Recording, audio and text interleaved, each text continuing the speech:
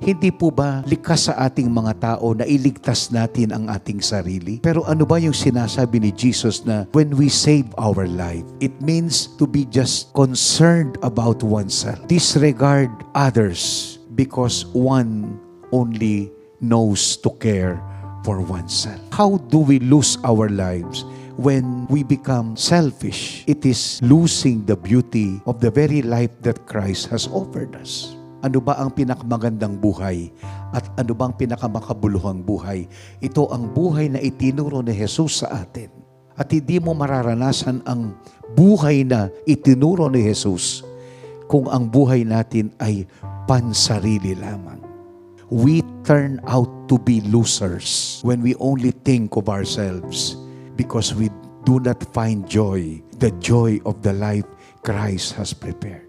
And the Lord will say, whoever loses his life for my sake will find it.